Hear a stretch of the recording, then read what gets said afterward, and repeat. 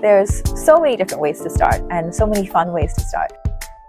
Why are you spending money on the artist, and why are you putting a piece of artwork on your walls that you're going to be looking at every day? The intrinsic value of an art piece and the external factors that influence the value or monetary value of the work. It's always a good time. I don't think there's any bad time to invest in art. My name is Sara Mao. I grew up here in Hong Kong, and I have over 17 years of experience in the art and auction industry at Christie's, where the first 10 years was as a Chinese painting specialist, moving on into art education and finally into strategic planning and growth for the Asia hub. I have always been passionate about art and education, and that's kind of where I am now. And I really hope to be able to share some of the knowledge and the work that I've done in the past, and teaching people how to look at art, how to appreciate art, and in many ways how to build a legacy collection or to build their own collection. I'm really excited to share with you the launch of my consulting collective, the Culture Atelier. And it's really about empowering clients to create their cultural identity through collections, education, and legacy planning. There's so many different ways to start and so many fun ways to start. First of all, it really depends on the type of art you're interested in, what you're kind of drawn to, and in very practical terms, what your budget is or how much you are willing to spend on. So starting a collection can be incredibly fun. And nowadays, in kind of the world, there's so many opportunities to do so, whether it's online or in person, in art fairs, through primary markets and galleries, or to secondary kind of opportunities and auction houses as well. The initial purchase, I think, can be very emotive, but there's always frameworks, right? Whether you make a business decision, whether you make an art purchase, there's always parameters and frameworks. And I think that's where art education comes in. It really gives you a framework of making decisions and making kind of the right decisions, especially when you do have a limited budget and you do have a limited wall space. Art education isn't just about learning about the biography of an artist or the trajectory or potential investment value of a type or category of artwork. I think art education is really informing yourself where your values lie. Why are you spending money on the artist, and why are you putting a piece of artwork on your walls that you're going to be looking at every day? Art education, I think, is something that people no doubt feel is part and parcel of the whole journey of art collecting. Some people dive head first. So some people kind of go to the auction house and buy by feeling, or they go to a gallery and buy by feeling. And I think over time, they come to find that they want to know more. And every time, kind of at that moment where you want to know more, I think education is exactly the place to go.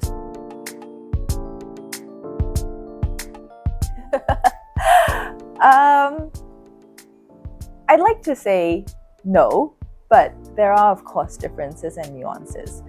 In my first 10 years of working in the art industry, I had a very monotone type collector based. So my first 10 years I was working in Chinese paintings, particularly in Chinese modern paintings. And so really the collector base was male, Asian, 60 plus. That was pretty much kind of the spectrum that I was focusing on. That had very much to do with who was, holding the wealth, the tastes and trends of Chinese painting collecting at that time, and a lot of inrush of Chinese collectors who were very keen to collect kind of their own culture. In the years that followed, especially when it came to second generation collectors, I definitely saw a bigger kind of scope of female collectors who were also very interested, but were collecting in a more thoughtful manner.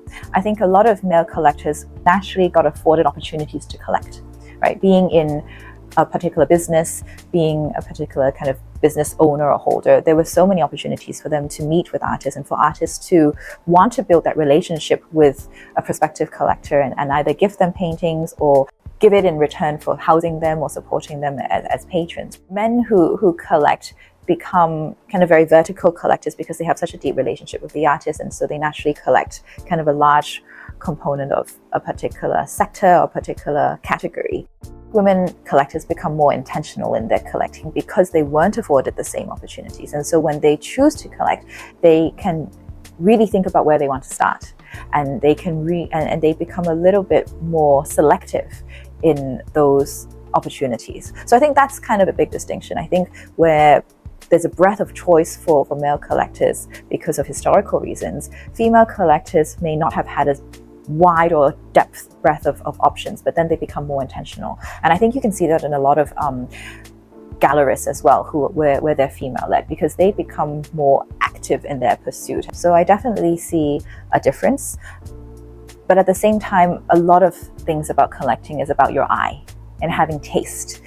So think about big collections like the Rockefellers, for example. A lot of those were actually driven by the female voice. If we think about MoMA, for example, that was started by Abby Aldridge Rockefeller, who was also a female voice and a female positioning that was intentionally wanting to collect in a specific space where her husband thought, modern art is really not kind of the area that I want. Let's collect classics.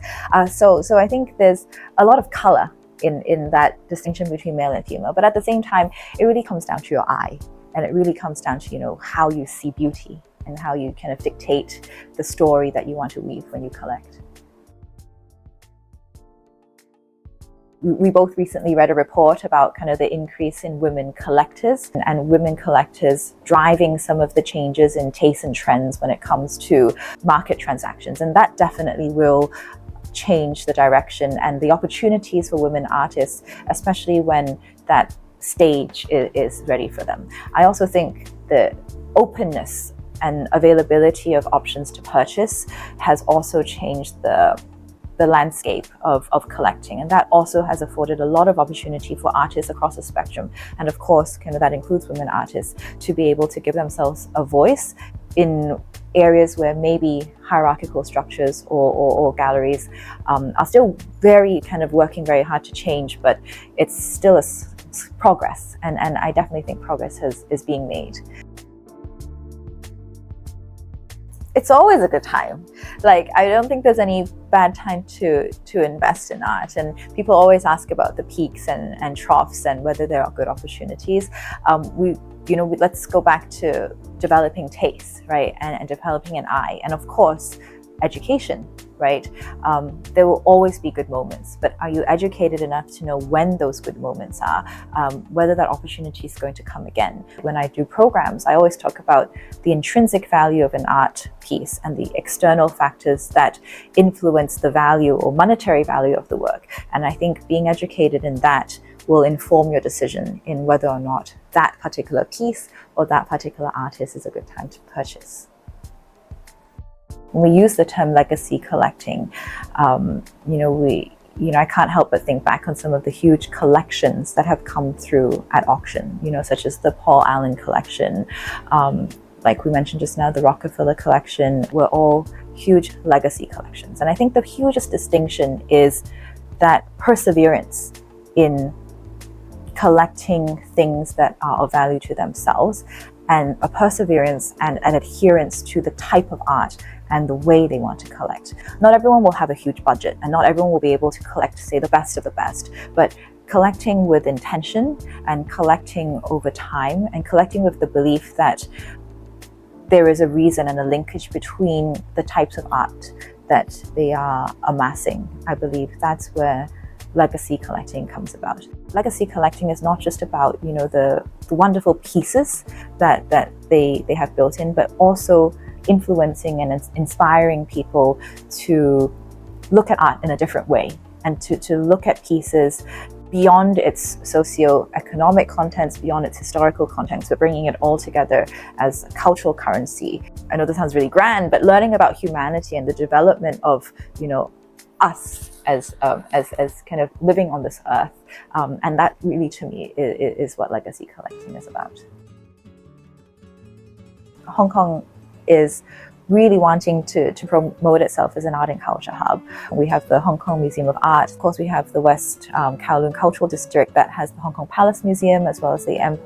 So I think there's a lot of diversity in institutions and museums that are already existing here. And that really speaks to Hong Kong's historical advantage in art collecting over the last few decades. So many, prominent businessmen and collectors moved from Shanghai or China into Hong Kong, bringing with them their, love and passion for collecting. And so the spectrum of collections here in Hong Kong is very broad, from classical Chinese paintings and ceramics and works of art to modern paintings to international artworks. In many ways, Hong Kong has made itself very easy for art businesses to start and develop.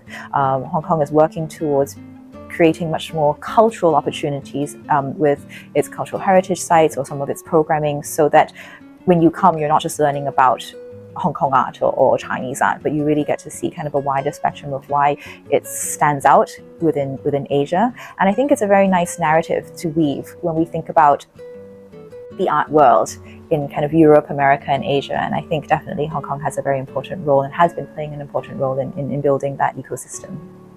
I had the wonderful opportunity to be trained as an auctioneer at a time where they said, there aren't that many female auctioneers, and there aren't that many auctioneers in Asia who's able to conduct auctions in 3 languages. So I do it in English and Cantonese and Mandarin.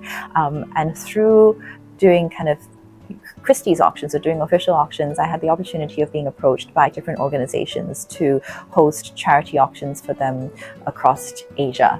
And I believe very strongly in equity, diversity, and inclusion. And so I think especially through the charity kind of auctions that I've held, I've been able to understand more about charities such as UNICEF, charities such as the Hong Kong Breast Cancer Foundation, to things such as Room to Read, that provides education opportunities to improve literacy rates. So I think these are the things that I'm so grateful to have had the opportunity to take part in, and it was really through my work as an auctioneer.